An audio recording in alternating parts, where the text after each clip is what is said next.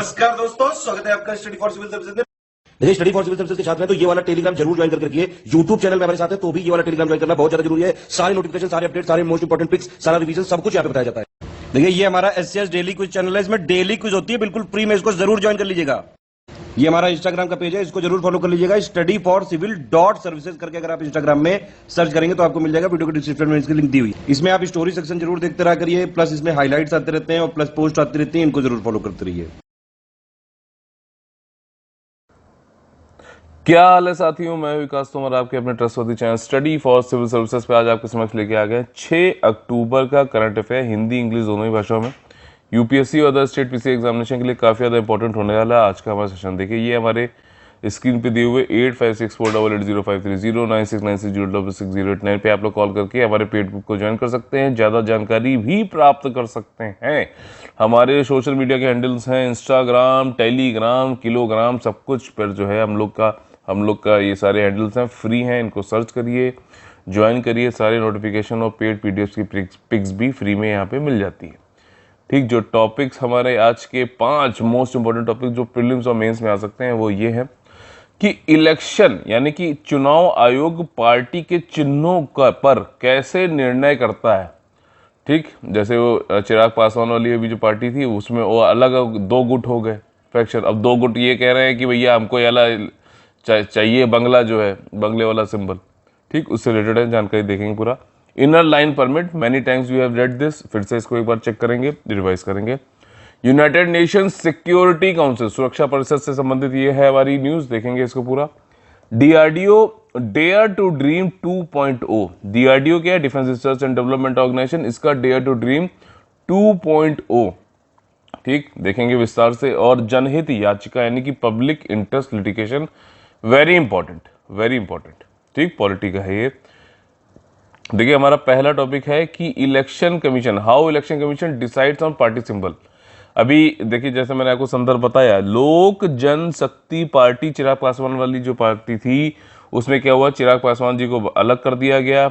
यहाँ पे 6 एमपी थे, 7 एमपी थे। चिराग पासवान को अलग करते हुए उन्होंने अपना एक अलग लीडर बना लिया, तो एक गुट अलग हो गया, 2 गुट हो गए और उस गुटों के बीच में लड़ाई हो गई कि भैया ये जो बंगला, जो लोक जनशक्ति पार्टी का जो सिंबल था बंगला, वो किसके पास जाएगा।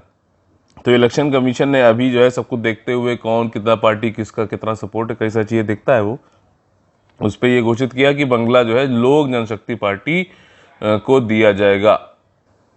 और अगर प्रिसाइसली बोलें तो ध्यान से समझिएगा, इन्होंने इसको क्या किया है, इलेक्शन कमीशन ने फ्रोज कर दिया है। फ्रोज समझिएगा ध्यान से यहाँ पर कि इन्होंने फ्रोज कर दिया है, किसी भी 2 गुटों को यहाँ पे नहीं मिलेगा। ध्यान रखिएगा, जो पहले ये बंगला वाला जो सिंबल था, first frozen, so neither of the 2 faction of the party will be able to use it. ठीक है, तो किसी को भी दोनों को नहीं मिलेगा। ठीक, इसको जरा देख लीजिएगा एक बार फिर से। तो यहाँ पर बैकग्राउंड देखिए, वही सारी चीज़ें हैं, कौन क्या हुआ, इंटरनल पॉलिटिक्स में नहीं जाएंगे। ऐसा पहले भी हो चुका है, समाजवादी पार्टी और AIDMK वाली पार्टी में भी जब गुटबाजी 2 हो गई थी तो इलेक्शन सिंबल की लड़ाई हो रही थी। और इलेक्शन कमीशन जो है उसकी पावर क्या है कि जब डिस्प्यूट हो इलेक्शन सिंबल के ऊपर, तो पार्टी अगर स्प्लिट हो रही तो इलेक्शन सिंबल किसे दिया जाए। तो अगर कभी ऐसा क्वेश्चन आता है कि स्प्लिट हो रही है, 2 भागों में बट रही है, तो पॉलिटिकल पार्टी जो है आउटसाइड द लेजिस्लेचर, बाहर मतलब विधायिका के बाहर, तो पैरा 15 जो है ऑफ द सिंबल्स ऑर्डर 1968 वो ये कहता है कि जब कभी when the commission is satisfy, उसको वो सेटिस्फाई है, संतुष्ट है कि राइवल सेक्शन या फिर ग्रुप जो है फिर रिकॉग्नाइज्ड। ठीक, 2 तरीके की पॉलिटिकल पार्टीज भी होती हैं, एक होती है मान्यता प्राप्त रिकॉग्नाइज्ड, एक होती है गैर मान्यता प्राप्त यानी कि नॉन रिकॉग्नाइज्ड। ठीक, रिकॉग्नाइज होने के लिए क्या है, आपका अलग अलग उसने मापदंड दे रखे हैं अपने मानक, जिसमें स्टेट पार्टी बनता है, कैसे बनता है, और आपका जो है नेशनल पार्टी कैसे बनता है, वो अलग अलग है। ठीक, तो जो मान्यता प्राप्त हैं, रिकॉग्नाइज पार्टीज हैं, उनके अगर राइवल ग्रुप्स हो गए, उनकी गुटों में अगर जो 2-3 गुट बन रहे हैं, तो उनको इलेक्शन कमीशन जो है पार्टी का सिंबल तभी देता है सिंबल जब वो कई सारी चीज़ देखेगा, अवेलेबल फैक्ट, केसेस, दोनों लोग को, रिप्रेजेंटेटिव को सुनेगा। ठीक, सबकी बातें देखेगा कि कितने क्या किसके पास है चीज़ें, और फिर जो डिसीजन लेगा वो बाइंडिंग डिसीजन होगा। ध्यान रखना, सारे राइवल ग्रुप्स पे। ठीक, ये अंदर वाली जो लाइन में बताता हूँ ना कि बाइंडिंग डिसीजन हो गई, यहीं से क्वेश्चन बनते हैं। फिर आप लोग कहते हो यार ये तो पता नहीं कहाँ से पूछ लिया। ये करंट अफेयर को बैकग्राउंड से मिला के, जनरल स्टडीज के सब्जेक्ट से मिला के क्वेश्चन पूछा जाता है। ठीक, तो इलेक्शन के जो डील है, इलेक्शन कमीशन कैसे डील करता है ऐसे मैटर्स को। बिफोर द सिंबल ऑर्डर, जब ये ऑर्डर नहीं आया था, पैरा 15 नहीं आया था, तो 1968 के पहले तो भैया कंडक्ट ऑफ इलेक्शन रूल्स होता था 1961, उसके अंतर्गत किया जाता था।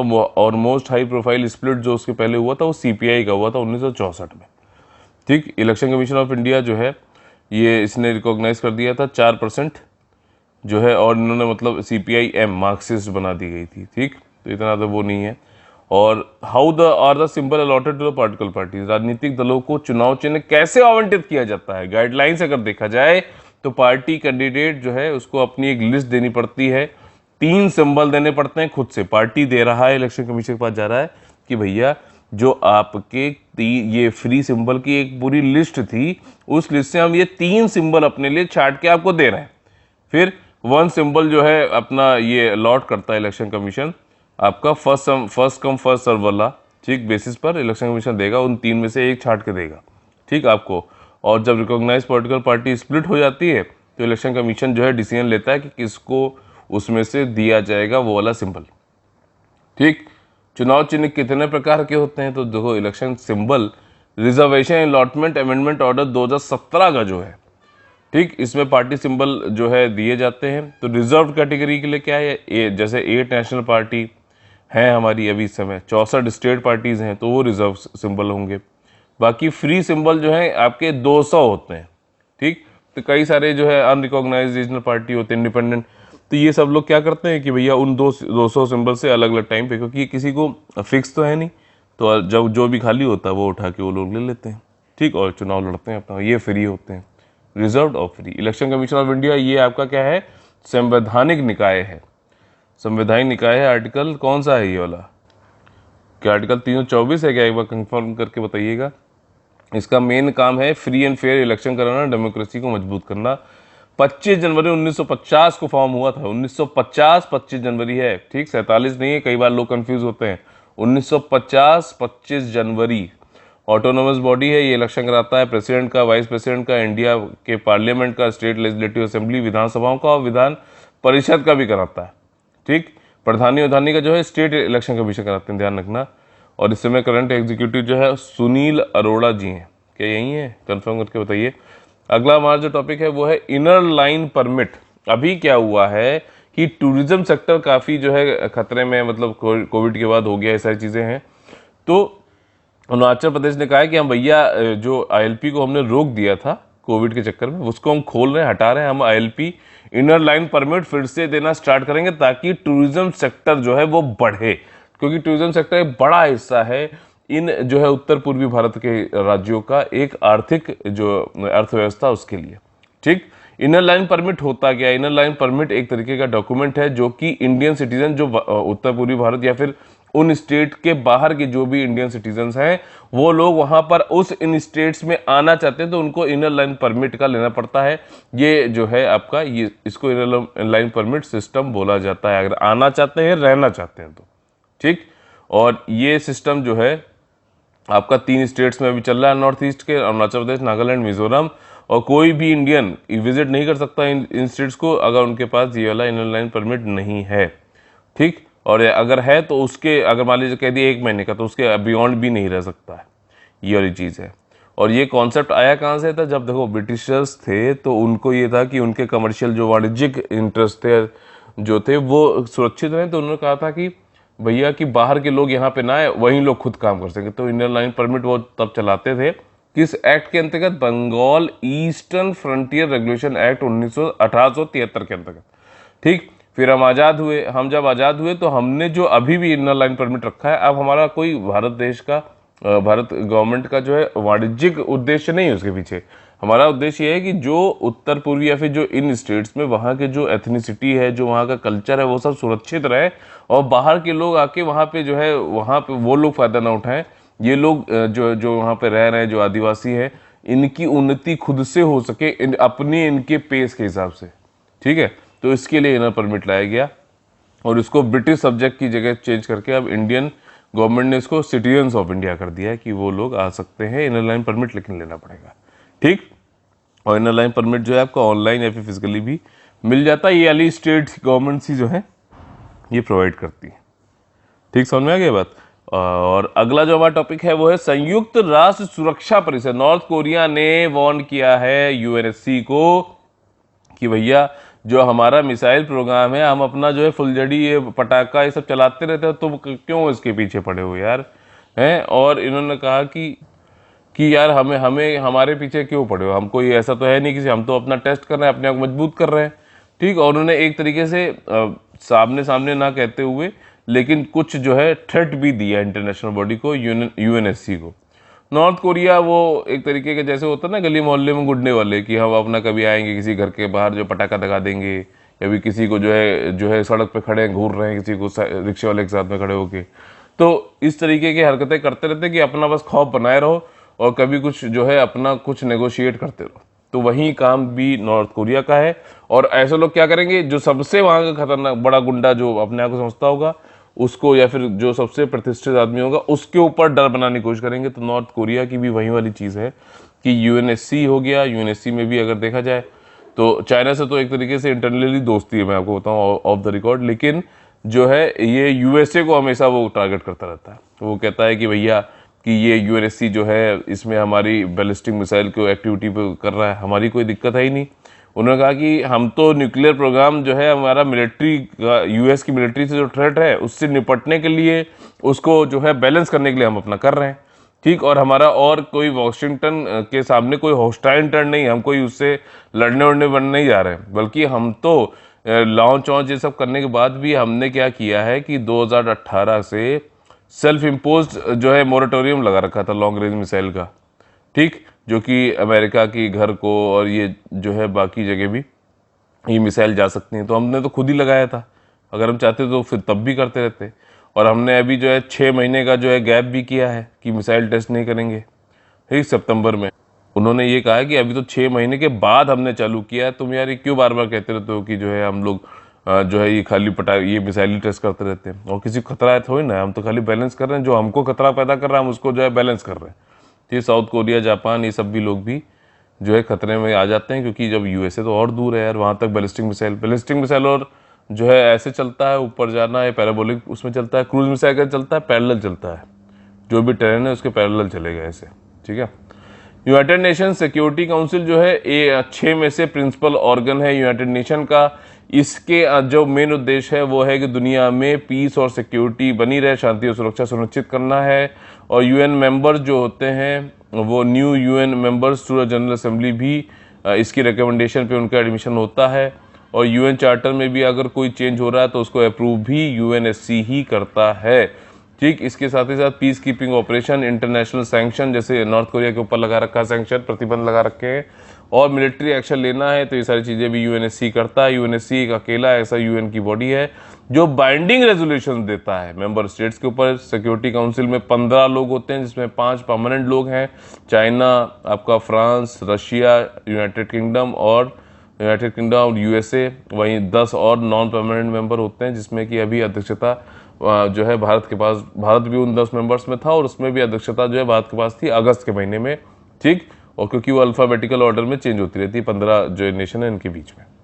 जो प्रेसिडेंसी है काउंसिल की वो हर मेंबर के द्वारा ली जाती है एक पद पे, इंग्लिश अल्फाबेटिकल ऑर्डर, 15 मेंबर, यही चीज़ मैंने बताया रोटेट होती रहती है, ठीक। यूएनएससी आपका जो है 6 ये सारी चीज़ें, न्यूयॉर्क में इसका हेडक्वार्टर 24 अक्टूबर 1945 को फाउंड हुआ था। कब हुआ था? 24 अक्टूबर 1945 को। यूनाइटेड नेशन का 1 ऑफ द 6 प्रिंसिपल ऑर्गन है, ठीक।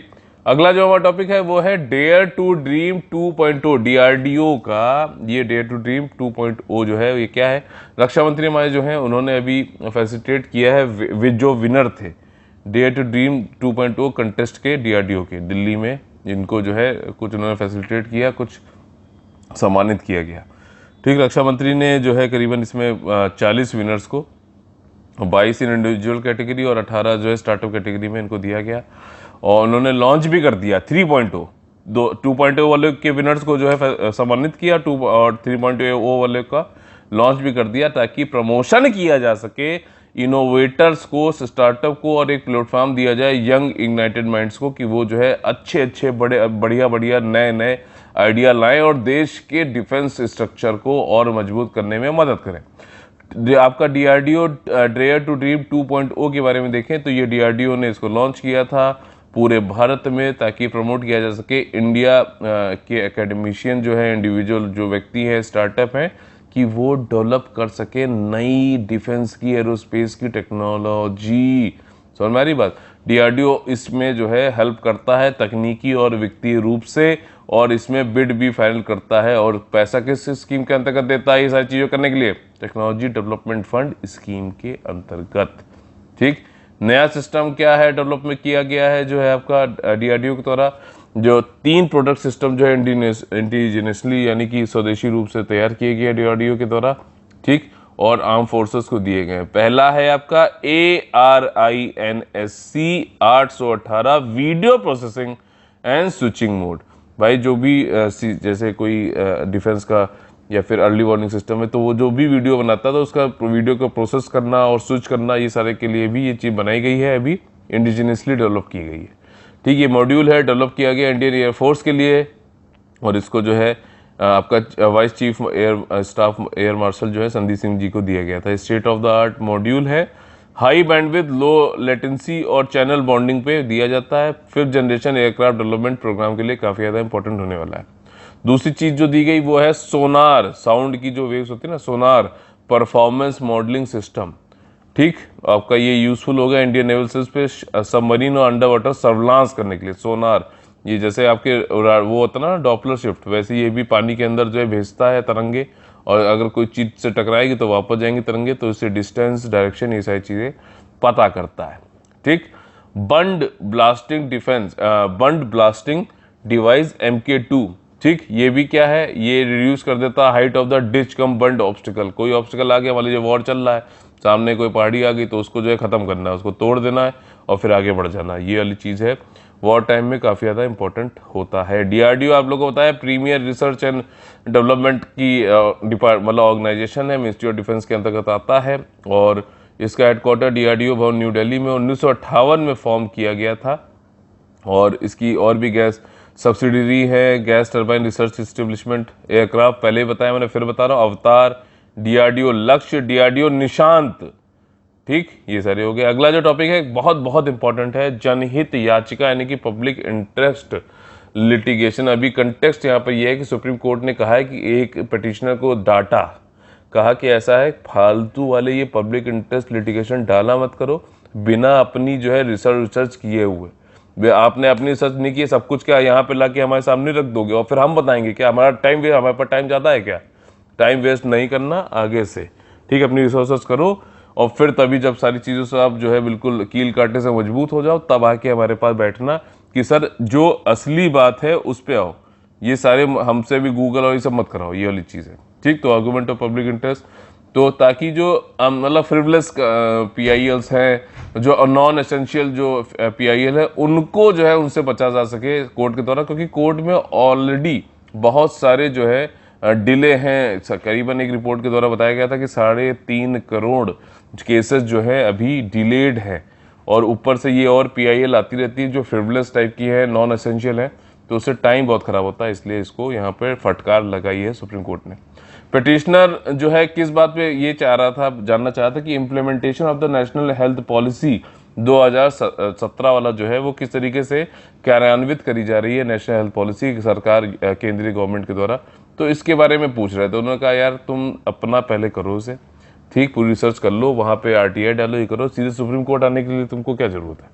ठीक, तो चलिए मेन चीज़ यहाँ पर यह है कि हमारे जो कॉम्पिटिटिव एग्जाम है उसमें PIL से संबंधित क्या क्वेश्चन पूछे जा सकते हैं। ये PIL है, पब्लिक, इसके नाम में लिखा हुआ है पब्लिक इंटरेस्ट लिटिगेशन, जनहित याचिका। तो इसमें समाज के लिए, पब्लिक के लिए अगर कोई इंटरेस्ट की बात है तो आपको यह कर सकता है, कोई भी व्यक्ति कर सकता है। ठीक, आपको है तो आप अपने लिए भी कर सकते हो, लेकिन अपने लिए पर्सनल हित के लिए नहीं करोगे। मान लीजिए आपको कोई ऐसी प्रॉब्लम है जैसे कि पोल्यूशन की प्रॉब्लम है, आपको बहुत अस्थमा है, तो आप गए, लेकिन एक पोल्यूशन जो है एक जनता का भी, तो आप वहाँ उसके लिए पीआईएल कर सकते हो। लेकिन आप ये नहीं कह सकते कि मेरे घर में एसी नहीं चल रहा है, मेरे घर में ये नहीं चल रहा है, मेरे वो पोल्यूशन नहीं। तो ये पर्सनल इंटरेस्ट लिटिगेशन नहीं है, पब्लिक इंटरेस्ट लिटिगेशन है। सबसे बड़ा इसका डिफरेंस यहीं पे, यहाँ पर यही है, ठीक। और इसमें सिक्योर पब्लिक इंटरेस्ट को समाज के सोशली डिसएडवांटेज जो पार्टीज हैं उन सबको बराबर एक रूप से जो है न्याय मिल सके, इसके लिए ये लाया गया था। और इसमें बहुत बड़ा महत्वपूर्ण योगदान था हमारे जस्टिस पीएन भगवती जी का, जिन्होंने पीआईएल को जो है एक जो है मतलब लागू कराने में मदद करी थी, ठीक। पब्लिक इंटरेस्ट के लिए करेंगे। और इसमें जैसे कि आपके पॉल्यूशन हो गया, टेररिज्म हो गया, रोड सेफ्टी हो गया, ये कुछ मतलब उदाहरण है कि पब्लिक इंटरेस्ट वाले में कौन कौन से आप कर सकते हैं। अगर आपको पर्सनल इंटरेस्ट के लिए किसी व्यक्ति को, इंडिविजुअल को, किसी संस्थान को, इंस्टीट्यूशन को अगर पर्सनल कुछ अपने पर्सनल ओन बेनिफिट के लिए करना है तो वो रिट पिटीशन करेगा, ठीक। रिट पिटीशन करेगा, वो पीआईएल नहीं करेगा। PIL is for the general public, ठीक। तो ये कोर्ट ऑफ लॉ में अगर इंट्रोड्यूस किया जाता है तो ये कोई एग्रीव्ड पार्टी नहीं कर सकता कि हमारे साथ ये हो गया तो हम पीआईएल कर रहे हैं, ठीक। बट भाई ये प्राइवेट पार्टी भी कर सकता है, कोर्ट खुद भी कर सकता है पीआईएल कभी भी, ठीक। कभी कभी आपने सुना होगा ना कि जो है सुओ मोटो आके उसने फिर से खुद से ये संज्ञान लिया, ये लिया, वो लिया, तो ये पीआईएल के थ्रू होता है। अच्छा एक टूल है। कभी कभार पीआईएल को ये भी बोला जाता है कि ये जुडिशियल एक्टिविज्म, ठीक है ना, न्यायिक सक्रियता का एक उदाहरण है ये वाली चीज़ है। कॉन्सेप्ट ऑफ पीआईएल जो है ये प्रिंसिपल जो हमारा आर्टिकल 39A में दिया गया है, डीपीएसपी राज्य के नीति निर्देशक तत्व में आपने पढ़ेंगे अगर, तो उसमें जो दिया गया है कि 39A में प्रिंसिपल जो सिद्धांत बताए गए हैं कि हमें सामाजिक न्याय तुरंत दे देना चाहिए हेल्प ऑफ लॉ के अंतर्गत, तो वो पीआईएल पूरा करता है। चीफ ऑब्जेक्टिव पीआईएल के पीछे यही है कि सभी को न्याय मिले और सभी का कल्याण हो, ठीक। क्योंकि देखिए जो व्यक्तिगत कल्याण की बात है, जो व्यक्तिगत अधिकार की बात है, वो तो ऑलरेडी संविधान के पार्ट 3 फंडामेंटल राइट्स के थ्रू हम प्रोवाइड करा ही रहे हैं, ठीक। लेकिन जनता को क्या, ठीक, पूरे पब्लिक इंटरेस्ट का कैसे होगा उद्धार, तो उसके लिए public interest litigation is a very important and very essential tool for them, ठीक। तो सुप्रीम कोर्ट, अच्छा पीआईएल सिर्फ 2 ही कोर्ट कर सकते हैं। आप ये नहीं कि डिस्ट्रिक्ट कोर्ट में पहुंच के कह दिया आपने कि पीआईएल करो। सुप्रीम कोर्ट ऑफ इंडिया और हाई कोर्ट ही के पास ये अधिकार है कि वो वहां पे आप इशू कर सकते हो पीआईएल जाकर। और जो पीआईएल का जो कॉन्सेप्ट है, जो अवधारणा है, वो आपकी जुडिशियल रिव्यू से संबंधित है, यानी कि न्यायिक समीक्षा से संबंधित है, ठीक। उसकी पावर से मिलती है न्यायिक समीक्षा। अच्छा बताइए भारतीय संविधान के किस आर्टिकल, किस अनुच्छेद के अंतर्गत आती है, ये कमेंट करके बताइएगा आप लोग। जो कॉन्सेप्ट है पीआईएल का वो है, उसने जो सिद्धांत होता है लोकस स्टैंडाई का, उसके प्रिंसिपल को डाइल्यूट किया यानी कि कमजोर किया है, ठीक। लोकस स्टैंडाई ये बताता है कि कोई पर्सन या फिर पार्टी उसके किसी अधिकार पर अगर किसी ने जो है कोई मतलब प्रभाव डाला है तो उसको जो है वहां पर वो जो है कम करता है, कमजोर करता है पीआईएल का जो है कॉन्सेप्ट।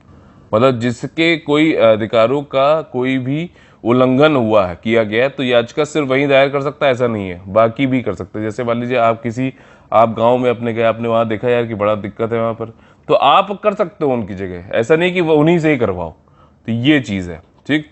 तो ये आइडियली कॉमनली जो है यूज किया था, चैलेंज करता डिसीजन पब्लिक अथॉरिटीज पर, जननायक समीक्षा कराता है, पब्लिक वेलफेयर के लिए ये सारे काम होता है। क्रिटिसिज्म भी है। क्रिटिसिज्म पीआईएल का यही है कि कई लोग जो है पिटिशनर क्या वो एक्टिविस्ट बन गए हैं, पीआईएल डालो लोगों को परेशान करो, ठीक। जैसे आरटीआई का मिसयूज होता है, आरटीआई जो है लोगों के भले के लिए था लेकिन उसका भी मिसयूज किया जा रहा, तो वैसे ही पीआईएल का भी किया जा रहा है। ये किसकी आलोचना का विषय है। अननेसेसरी जो है इससे बर्डन होता है, जुडिशरी का टाइम बर्बाद होता है, जुडिशरी का कि ऑलरेडी जो है वहाँ पे कई करोड़ों जो केसेस लंबित हैं उनमें भी और ज़्यादा जो है विघ्न पड़ता है, ठीक। तो ये चीज़ें हैं। एट प्रेजेंट जजेस जो है उनके पास पावर है कि वो पिटीशन को रद्द कर सकते हैं। जो रजिस्ट्री है सुप्रीम कोर्ट की, हाई कोर्ट की, वो इंश्योर करती है कि टेक्निकल रिक्वायरमेंट जो भी हो पहले करा ली जाए अगर कोई पिटीशन फाइल कर रहा है तो, ठीक। ये नहीं कि कोई भी आके खड़ा हो जाए और पिटीशन फाइल करने लगे, ठीक। तो चलिए आ गए हम लोग अपने वीडियो के अंत में, जिसका नाम है कॉमन एगाइज पीसेस। इसमें किस तरीके से प्रीलिम्स के क्वेश्चन को हमें सॉल्व करना चाहिए उस पर हमारा ध्यान यहाँ पे रहता है। देखिए Brahmaputra heritage centre, Brahmaputra heritage centre यानी कि ब्रह्मपुत्र विरासत केंद्र से संबंधित कुछ कथन यहाँ पे दिए गए हैं, आपको बताना है कौन सा यहाँ पे ट्रू है। तो ब्रह्मपुत्र रिवर हेरिटेज सेंटर जो है ये सेटअप किया गया है 150 साल पुराने बंगलो गुवाहाटी आसाम को, ठीक। और ये 17वीं सेंचुरी का मिलिट्री ऑफिस है। अहोम रूलर जो थे आसाम वाले वो इसको यूज़ किया करते थे और इट वॉज कॉल्ड बर्फुकनार टीला। बर्फुकनार टीला इसको बोला जाता था, बर्फुकन हिलॉक भी बोला था। तो बताइए इसमें से कौन से स्टेटमेंट सही है, पॉज करके बताइए। देखिए इसमें सारे स्टेटमेंट यहाँ पर सही हैं। बर्फुकान वॉज एक पोस्ट था, governor general created. Ahom king जो थे प्रताप सिम्हा, ठीक, या फिर सुसैन गम्फा इनको बोला था 1603 से 1641 के बीच में, वो उसको यूज़ करते थे। ये हिलॉक था। हिलॉक मतलब छोटी सी चोटी टाइप से होता है, पहाड़ी टाइप से होता है, जिसके ऊपर बैठ के अपना जो है कुछ बनाया बंगलो वंगलो, फिर वहाँ से देखने में अपने आप को प्रोटेक्ट करने में आसानी है। कहते हैं ना कि ऊंचाई पर रहने वाला जो है ज़्यादा बेहतर सामरिक महत्व रखता है लड़ाई के टाइम पे, ठीक। तो बैटल ऑफ सराय घाट जो है आपका इन मार्च 1671 में जो हुई थी, उसमें भी क्रशिंग डिफीट मिली थी मुगल्स को। इसी टीले वाले का यहाँ पर इन्होंने ब्रह्मपुत्र वाले का यूज़ किया गया था। अगला जो क्वेश्चन है वो है कि हरा भरा एरियल सीडिंग कैंपेन, ठीक, कौन सा कथन सही है बताना है आप लोग का। हाल ही में सीड क्रॉप्टर ड्रोन का उपयोग करके दिल्ली में भारत का पहला हवाई सीडिंग अभियान हरा भरा शुरू किया गया। तो दिल्ली में क्या कर रहे हैं, ड्रोन से सीड को फेंक रहे हैं, वहां से जो है ये वृक्षारोपण किया जा रहा है, वृक्ष लगाए जा रहे हैं आपके, ठीक। तो जो आइडिया है इस कैंपेन का कि ये है कि रिफॉरेस्टेशन को बढ़ाया जाए तेजी से और 2030 तक जो है काफ़ी 1 बिलियन ट्री लगाने हैं ड्रोन की मदद से। 1 billion trees using drones by 2030। ये स्टेटमेंट सही है कि नहीं बताइए। The project uses drone to disperse seed, ये कॉन्सेप्ट है, सीड को जो है वो छिड़काव उसका करते हैं ऐसी ज़मीन पे जो बैरन है, बंजर है, पतली है, खाली वन भूमि है वहाँ पर, ताकि वहाँ पे जो है हरा भरा बढ़िया ट्रीज निकल रहे हैं। तो कौन से स्टेटमेंट इसमें सही है आप लोगों को बताना है। देखिए यहाँ पर पहला स्टेटमेंट ठीक नहीं है, ये दिल्ली में नहीं तेलंगाना की गवर्नमेंट कर रही है और ये तेलंगाना जो है आपका पहला, भारत का पहला एरियल सीडिंग कैंपेन है तेलंगाना का जो है हरा भरा वाला नाम से, सीड कॉप्टर। हरा भरा अगर पूछा है तो आप तेलंगाना याद रखना। 2015 में आंध्र प्रदेश गवर्नमेंट ने भी लॉन्च किया था aerial seeding programme Indian navy helicopter के थ्रू, ठीक। ये ड्रोन के थ्रू इसलिए पहला है भारत।